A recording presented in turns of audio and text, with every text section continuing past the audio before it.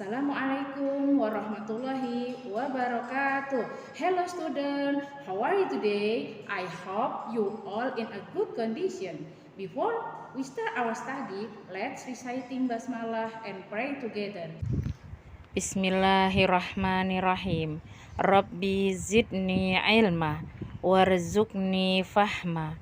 Ya Allah, limpahkanlah kepadaku ilmu dan berilah aku pemahaman yang baik.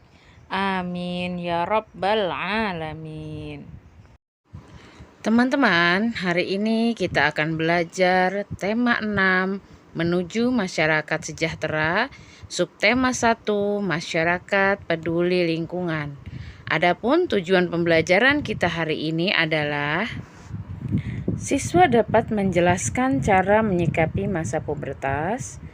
Siswa dapat menuliskan perkiraan isi teks dengan isi teks sesungguhnya, dan siswa dapat membedakan interval harmonis dan interval melodis. Teman-teman, berapa usiamu saat ini? Jika usiamu saat ini sudah menginjak 10 tahun, kamu sudah akan memasuki masa pubertas. Ketika mengalami masa pubertas, akan banyak perubahan yang muncul di tubuhmu. Perubahan tersebut adalah hal yang normal dan dapat terjadi pada siapa saja. Jadi, kalian tidak perlu malu dan bingung ya. Nah, berikut ini adalah hal-hal yang dapat kamu lakukan untuk menghadapi masa pubertas. Yang pertama, karena semua perubahan yang terjadi adalah anugerah dari Allah, maka kita harus bersyukur sehingga kita bisa lebih percaya diri.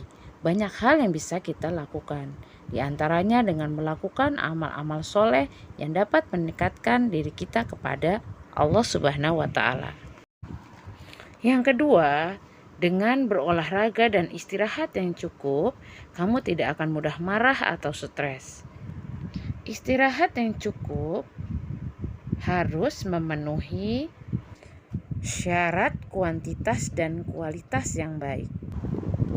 Kuantitas tidur malam minimal 7 jam setiap harinya. Kualitas istirahat adalah tidak sering terbangun saat tidur, bangun di pagi hari dengan segar, dan dapat tidur dengan mudah 30 menit setelah berbaring. Yang ketiga, bertanya dan berdialog dengan orang tua untuk mendapatkan informasi mengenai perubahan yang sedang kamu alami. Jangan malu bertanya untuk mendapatkan hal-hal yang benar ya. Yang keempat, perubahan hormon menyebabkan wajah lebih berminyak dan muncul jerawat. Maka, jaga kebersihan wajah. Jangan memencet jerawat sembarangan. Yang kelima, tubuh mulai menghasilkan keringat yang berlebih. Untuk mencegah bau badan, jagalah kebersihan diri dengan mandi minimal 2 kali sehari dan gunakanlah deodoran atau MBK. Yang keenam, suasana hati akan sering berubah. Kamu akan merasa lebih emosional. Nah, bagaimanakah cara mengendalikannya? Yang pertama, membaca A'udzubillahi minasyaitonirrajim. Yang kedua, jika kalian marah, maka diamlah. Kemudian yang ketiga, mengubah posisi ketika marah. Yang keempat, mengucapkan istighfar. Kemudian yang kelima, berwudu. Yang keenam, memaafkan. Yang ketujuh, berzikir. Yang kedelapan, introspeksi diri. Yang berikutnya, gunakanlah energimu untuk melakukan hal-hal yang bermanfaat, seperti membaca buku, bersepeda, memasak, atau berkebun.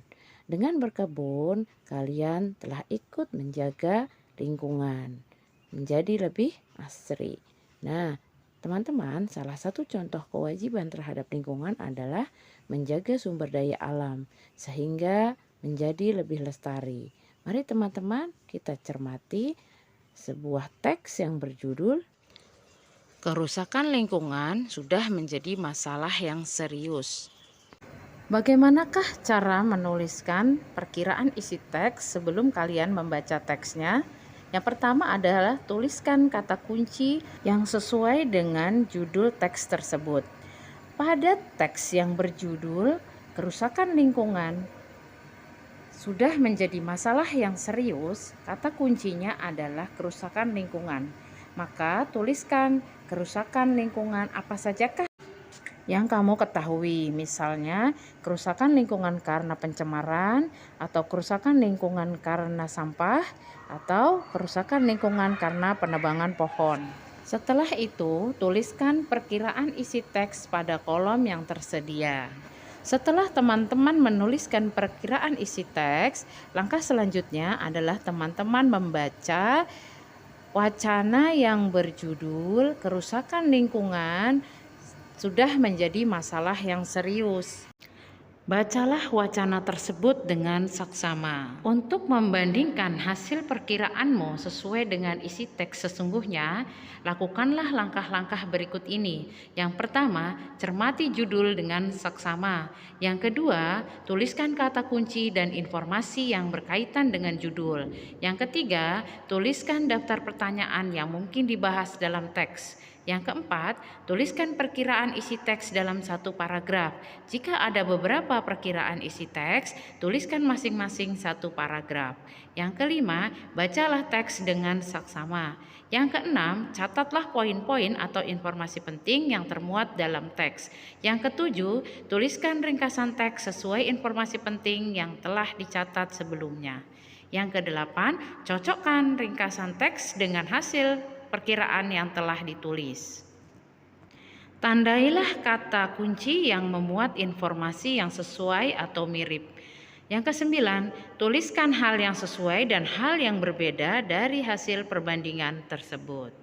Nah, bagaimana teman-teman? Mudah kan menuliskan perkiraan isi teks dengan isi teks yang sesungguhnya? Kalian bisa berlatih menggunakan teks yang lain yang ada di dalam buku tema 6F. Dengan banyak berlatih, kalian akan dapat memperkirakan isi teks hanya dengan membaca judul dari teks tersebut. Teman-teman, marilah kita belajar tentang bagaimana membedakan interval harmonis dan interval melodis. Perhatikanlah interval nada-nada pada lagu Ampar-Ampar Pisang. Terdapat beberapa nada sama yang dinyanyikan berurutan. Jenis interval berdasarkan cara memainkannya dibedakan menjadi dua jenis, yaitu satu, interval harmonis. Interval harmonis adalah dua nada yang dibunyikan secara bersamaan. Sedangkan interval melodis adalah dua nada yang dibunyikan secara bergantian. Interval melodis dapat dinyanyikan dari nada rendah ke nada yang lebih tinggi, ascending interval, atau dari nada tinggi ke nada yang lebih rendah, descending interval. Ayo teman-teman, coba kita mainkan nada-nada menggunakan alat musik, misalnya menggunakan pianika. Mainkan dua nada dengan interval harmonis dan melodis.